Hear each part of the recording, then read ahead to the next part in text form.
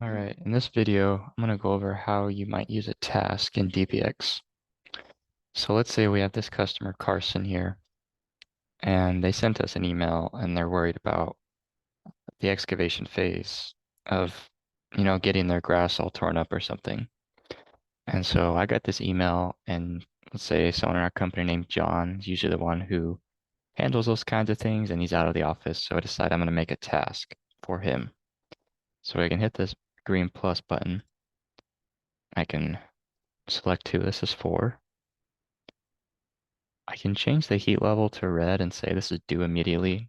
What that's going to do is it's going to email him, and it will text him, and it will create that task for him that says due immediately in his task box. So it's really a lot of notifications.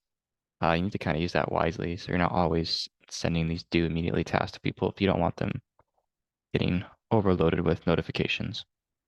So I can say, oh, please call the customer, address their concerns about excavation.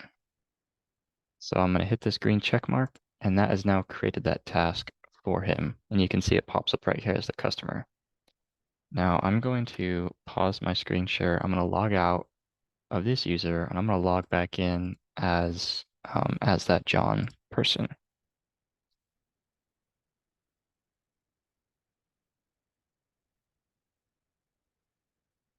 Okay, I'm going to resume my screen share. So John got the email to his phone. He got the text, right? It says, here's this task, call this customer. So he logs into DBX. He goes to his task list right here on the left, and he sees this new task in his box. So he can click into it, read any of the information here. Okay, call this customer. All right. And right here at the top, this is already linked to that customer, which is pretty cool. So you can either just click on that, or you can right click and open it in a new tab. And here's the customer. Now he can get the details. It's kind of funny. There's no phone number listed right now. But assuming there was, he could call them up and talk to them and address their concerns. Let's say he does call them, right? And he wants to upload a photo. He can click this upload. Let's say here's an aerial view of the property, right? Hit save. That's gonna log it into the task here. You can say, they are worried about this patch of grass getting destroyed from the excavation machine. But I told them it would be fine, right? So I can hit save, and then I can actually send this back to the person who sent it to me, or I could send it to anyone else I want to. So I'll click down here, send it back to that original user, and hit save. And now this task is updated with these notes, and now it's in this case, it's DBX admin, that user's task box. So again, I'm going to pause my screen share for 1 second. I'm going to log back in as the original user here.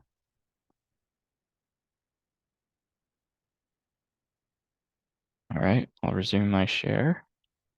All right, here's this task back to me, right?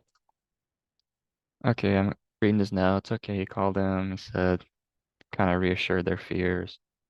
And then maybe I'm looking at that and I'm saying, you know what, just in case, maybe I should reach out to the excavation guys and just make sure they're going to be careful there. Maybe there's someone else in my company who, is a project manager that deals with that kind of thing, right? Dealing with the contractors. Maybe it's a Mark user.